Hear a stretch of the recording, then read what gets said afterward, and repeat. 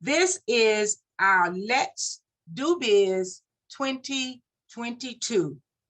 Let's talk leadership, entrepreneurship, and technology. And share. And so my responsibility today is to talk to you briefly about how to become a part of the Zoom world, how to become a part of the Zoom world. And in order to do that, I did prepare a presentation, but I'd like to find out how many of you already are part of the Zoom world. How many of you already have Zoom accounts? Is that everybody? Are we all on Zoom? If you could use the reaction button just so that I can get a sense for who I'm talking to and where the needs are. So if you are already a part of the Zoom world and you already have an account, if you would, in the reaction button at the bottom of your screen, go ahead and just raise your hand so that I will know. Okay, so it appears that we have a couple of people who are a part of the Zoom world. So some of what I share may be a little redundant and it may be even simplistic, but I know that one of the things that we would definitely like to do as a part of the national and regional efforts is to make sure that we all have a Zoom world, especially as BMP leaders. We want to make sure that we are able to communicate no matter what the circumstances or client is in our society, that we can still get a word out and communicate with our members. So to get started, I want to share first with you just a little bit of information about myself. As has already been stated, I'm Bernadine Bush, and in general, my professional background has me with 8.5 years with the federal government at Wright-Patterson Air Force in Fairborn, Ohio. 13.5 years I spent with Miami-Dade County government in the capacities of procurement, juvenile justice, and in the county manager's office. I also served as an adjunct professor with Miami-Dade Community College and Central Texas College, and as administrative staff support for the state of Florida legislature. My most current employment has me 16 years with the Miami-Dade County Public School as a high school level teacher in the Career and Technical Education Department and preparing students to be future ready for college and for careers. Personally, I'm the third oldest of 7 children. I was born in Buffalo, New York, married, celebrating this year 46 years of marriage. I have 2 children, adult children, 43 and 41, 3 grandchildren, 10, 14, 15. I'm a business owner in the areas of real estate, educational services, business development services, and technical and grant writing. It's just a little bit about me. So today I want to introduce you to what we are currently becoming aware of as the new norm wave in communication. Getting started with Zoom meetings. First, my presentation, I'd like to just make sure that everybody understands how to create your account. And I'm going to walk through the process. Anybody that's on the call that does not already have a Zoom, you can actually go to the Zoom webpage, and I'll give you the webpage address in just a second. You can go to that page and walk through this with me. I'll also share this presentation at the end so you can use it independently and be able to access your, go through the process yourself.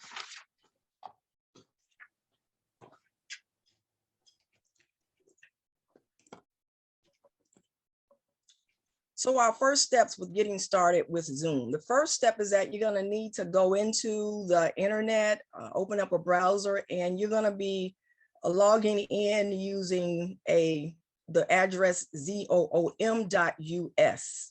zoom.us.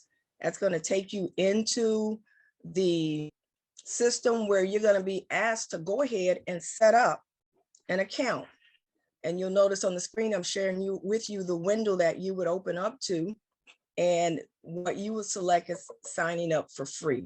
Most of us in the beginning, and I recommend in the beginning that you start with the free account. It's going to give you 40 minutes of a Zoom meeting if you have multiple individuals on the meeting itself, or you can, if you're in a one-to-one meeting, which I do oftentimes, I've gotten into the habit, I'd rather, instead of being on the phone or messaging or texting, I will jump on a Zoom, which it frees my hands and gives me a chance to see who I'm talking to as if we were face to face, and at the same time be able to communicate without holding a phone. Continuing with how to get set up.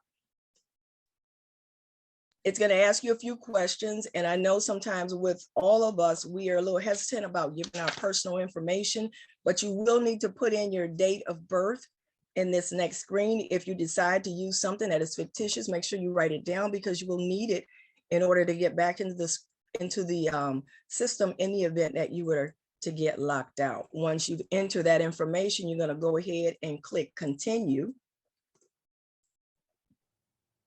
It's going to ask you for an email address. Now, some of us may have multiple accounts. For instance, I have actually I have 4 Zoom accounts for the different business and or group activities that I work with. And here I want to stick a pin and just share some details about your settings. And in a few minutes, I'm going to talk a little deeper about it. If you have multiple settings, if you use multiple email addresses, you must make sure that when you log into your browsers that you pay attention to which account are you logging into. Some of us will jump back and forth between the Edge browser or the Google browser or the Firefox browser. And keep in mind that each one of those different browsers have a different company portal. And those company portals don't always mix. And so you want to make sure that you are clear with what email and browser system you're logging into whenever you jump onto your Zoom settings. And I'll talk a little bit more about that later in the presentation. So as you go in, you want to use an email that you have access to and you're able to sign into easily. Once you actually give them an email account, you click continue, it's going to direct you to go to your email, and you have to activate your account in Zoom before you can actually begin to use it. So from whatever email you would use in your account, you'd have to open that email and go in and reply to Zoom, as it says here in the instructions, from your email before you can actually activate and utilize your account. And this is an important step in the process of setting up your Zoom account. And if you put in an email that is not working, you won't be able to actually get logged into Zoom. So you're going to be careful about the email you use. Make sure it's something that you frequent and you remember the login information relating to that email. Once you go into activate, it's going to give you some questions about, some options, I should say, about how you want to log in. Now, just take, for instance, an example for you. I work with Dade County Public Schools. Dade County Public Schools has their own company portal. I have an access and Zoom set up through Microsoft Teams with my company, the company being Miami-Dade County Public Schools. And so when I'm logging into Zoom, I have to make sure that I have selected which company I'm working with. And so for you as an individual, if you have Zoom on your work-related activities, or some of us have also gone to setting up Zoom for our families. I've got my own Zoom family account. So I've got family members across the nation. We try to meet together on Zoom at least once a month, just to stay in touch, especially during the COVID time. And it was exceptionally hard for us to get to see each other.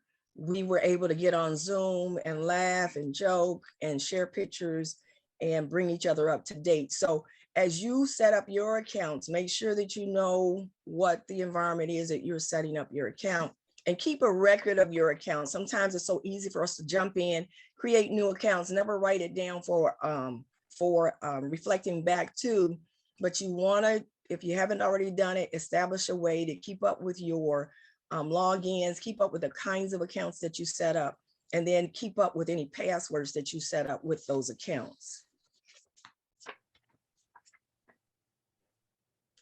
Continuing to walk through the process, it's then going to ask you to go ahead and set up your account by providing with a name, a first name, a last name, and your password. Passwords are so critically important, and our next presenter is going to talk about some cybersecurity things. But I do want to just reference here that you want to make sure that your passwords are something that are not easily traceable. As with myself and probably a number of you, we try to stick to as easy as possible passwords. As I age, it seems like I'm not always able to remember my passwords, which is why I took to writing them down and keeping them in a safe place. But you want to make sure that it's unique enough so that you can remember it, but hard enough, or in the terms of the password security, strong enough so that nobody can easily break the code. In my schoolwork right now, I actually teach students how to write code. And in our cybersecurity classes, we actually teach them how to break code. So we're raising up a generation of children who are going to be able to get into and out of anything they desire because they're learning how to speak computer. And so you want to make sure, like I said, that you take into consideration the security necessary for the passwords that you select in your Zoom accounts. Once you put that information in and your password is accepted, make sure you pay attention to what the parameters are. In this case, it's going to be at least 8 characters. You've got to have 1 letter, 1 number, and it has to be at least 1 upper and 1 lowercase character. Repetitive characters where we used to, put in 66666 or 99999 or 55555 11111, just because it's easier for us to remember. The system in most platforms will now not take that as an option. So just be mindful of that as you try to set your codes. The next page in Zoom setup is going to ask you to go ahead and decide who you want to include in your Zoom world. And you'll hear me saying Zoom world. Yes, everybody's going to need a Zoom world. My sisters, we will not be going back to business as usual. You can expect that digital literacy and a virtual communication is going to become a part of our continual norm. So you want to go ahead and make sure those who you generally communicate with within the world you create, that you add them to your system. And you can do that when you initially set up, or you can come back and add that information at a later time. When that information is input, you're actually going to it will send an email to that person. And that person, similar to what you did when you set up your account, will have to respond to that email and activate it before they can actually use the account. Once you've done that, you're ready now to start your test meeting. The instructions will be given to you as to how to log in and get your environment set up so you're ready to start your meeting.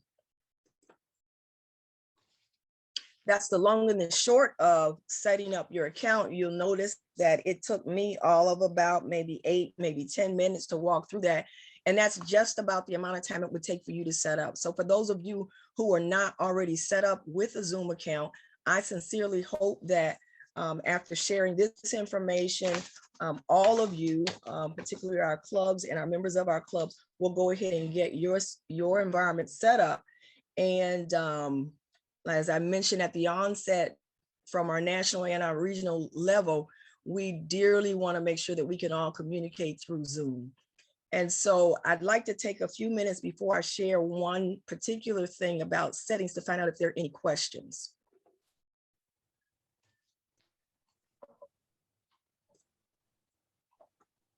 Okay, no questions from anyone. I'm going to move on. I want to talk specifically about one thing that I've had come up in a lot of instances when I've talked to groups about setting up Zoom. This question comes up a lot. It was just working, and now it won't work. I don't know what happened. That happened to me today. Okay, so this is something, this is actually, some people think that this is a bad thing. It's really not. This is the first step to learning, not just in Zoom, but in anything that you do. When you actually do something for the first time and you get it right out of the box, when you come back the second time, sometimes it's easy for us to miss a step or to not be able to recall all the steps if we didn't write them down.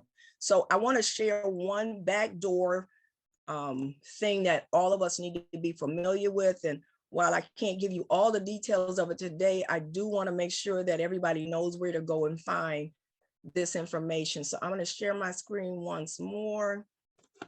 Let me see if I can make sure it's here. Yes, and my settings. Okay, let me go back over here. Let's minimize. Share.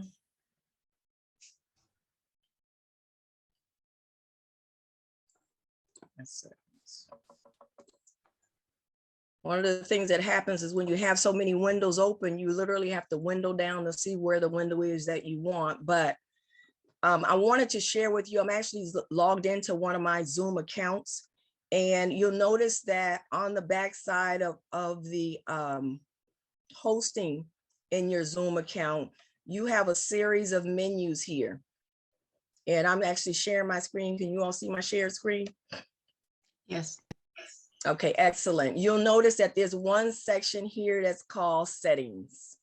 Settings. As a host in a meeting, you want to make sure that you take a close look or pay close attention to the information that is in your settings when you're going to host a meeting. Once you click on settings, you'll notice that it provides you with a list of options that you can choose from, and you either have to choose to turn them on or turn them off. One of the areas that I've had instances where there was a problem had to do with the waiting room. And in the waiting room, from your settings menu, you have to make sure that you either turn the waiting room on or you turned it off. And this is when you're conferencing. This is when you are, let's say you're hosting a workshop. Sometimes you don't want the individuals to come in before you actually let them in. You need to make sure whether this waiting room option is set correctly. One of the other areas that I've had a lot of challenges, a lot of individuals who had challenges in, has to do with editing the options for the waiting room and customizing the calls in the room. So here again, under the settings tab, I am looking under the waiting room options, and there's additional link here that you have to select where you then would set the options. You want to make sure that you pay close attention to this for two reasons, because it allows you to select parameters as it relates to how a person can log in, whether it has to do with a phone login, whether it has to do with a computer-based login, and it can really affect whether or not you can efficiently manage your Zoom meeting. Here again, this is information for you as a host, making sure you understand the setting options. So depending upon what kind of account you have, the free account may not offer you such flexibility on all areas, but if you level up, which I'll talk about in just a minute, you'll be able to get some of the additional things that you might see here. Making sure about authentication. If you give a passcode out, you have to set in your settings whether anybody can log in with that password or if they'll have to be authenticated as someone who you actually invited to the meeting. Now, this might seem like nothing on your side, but as a teacher in Dade County Public School, for instance, when we were online virtually for our classes, we would literally have students who would join in and do what they call bomb the class. So because they had the code, they would come in and literally could disrupt the environment. And so we had to actually have Zoom to update their systems and make it available so that there's an opportunity to authenticate who the presenters are. And so once again, on the settings side, you'll notice that there's an option here where you can, in the waiting room, determine who can join and how they might be able to join. There's another series of things that we can go through, but I'm not going to do it today, but I wanted to make sure that for you as a host, when you start or create your account, your settings are critically important. There are some default settings that will come in for most of us when we set up. You need to make sure, pay attention to what those defaults are for you and make sure they meet the expectations that you have for your presentation at that time. So I want to share just a couple more things with you before I allow us to move on.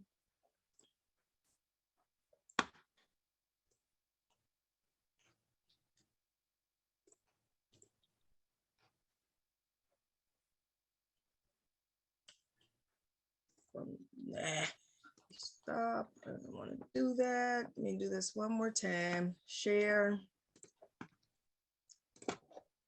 And I'm going to pick up where I left off at, which is here from the current slide. Okay, so we just got done talking about your settings and how that works for you.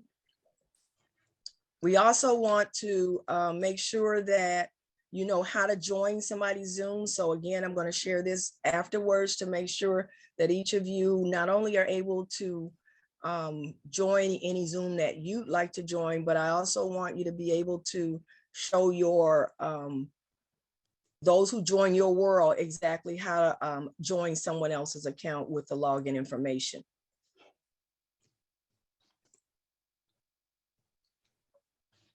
So an additional question of something that I've had come up before, the Zoom sign-in is not working. Here's what you have to do.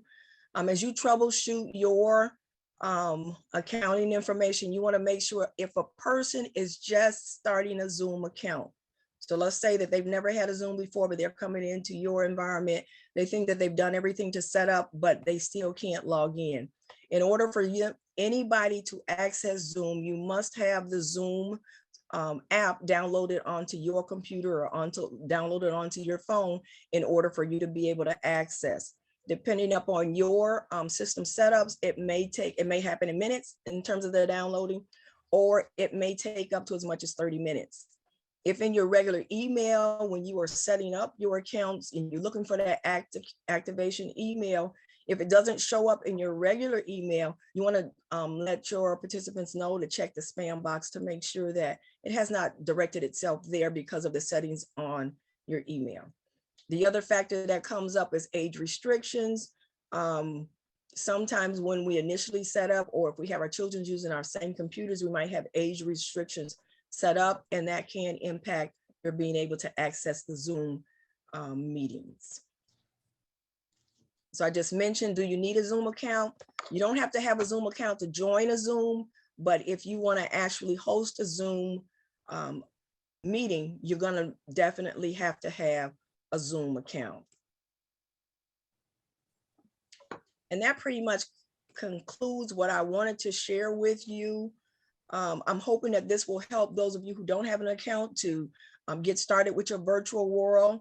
And as I say to my students and in some of my trainings, I always try and remind folks, there's only one way to control the narrative, and that's if you tell the story. And so getting started in your virtual world is going to allow you to be able to do that. And our credits, just want to leave with you as a reference while I compile this information to share with you today. I was able to share some of it from Tech Boomers, and the PowerPoint will have in there for you a link that you can access to find other information and other trainings about how to access and use Zoom. Thank you, Bernadine. You're very welcome. Quickly, are there any questions for Bernadine before we bring on our last speaker for today? I had a question. This is Nikki Baker. Yes. We haven't had experiences with Zoom bombing yet, but Bernadine, what would you recommend is the best way for our club meetings and our organization, our conferences? Do you recommend simply authenticating the visitors, the guests, or registration? If it is a private meeting and you're going to be hosting anybody, you're going to send the link out to anybody, you want to set up some degree of authentication. If it is a registered meeting, let's say you're hosting a online meeting that has a fee attached to it, you definitely want to be able to authenticate that the person who's coming in, although they may have the link, you want to be able to authenticate that they actually registered and paid their fee. So yes, if it is club related and a closed meeting, authentication is important. If it is a paid event, authentication is important. Okay, great, great. Thank you, Bernadine. Sure to And I think reinforce from the technology standpoint that digital literacy is the name of the game. I'm hoping that the tech team with NAMBPW, we are all available to do whatever we can to ensure that you rise to the occasion. Again, I'm going to say it, digital literacy, listen for those terms. We all have to be able to communicate in a digital environment. Those of you who are parents and grandparents, please, please, please let your children know they must become digitally literate. And just because they can use TikTok and watch the videos and Google 2 or 3 words on internet, that's not necessarily digitally literate. They must be able to communicate using the internet and web spaces. And parents, those of you who have high school students that are coming out, starting with this year, our business and industry is moving toward digital resumes and web pages for job interviews. And so you want to make sure that you encourage your students to understand how to be vocal, how to communicate professionally online, how to create resources, PowerPoints, and videos that will let them be presented with a high level of representation online. And I hate to say it, but sisters, we also need to make sure that we have a digital presence so that the history that we provide, the history that we make can be provided for those who will come behind us. So we've all got to come up to speed. We're all here. We're in this together. Let's work together and make the future great for us individually and for our families. Thank you so much for everyone that participated today. thank you so much. It sounds like I'm hearing a part 2 and a part 3 on a lot of these presentations. So I want to again thank all of you for your participation, your presence,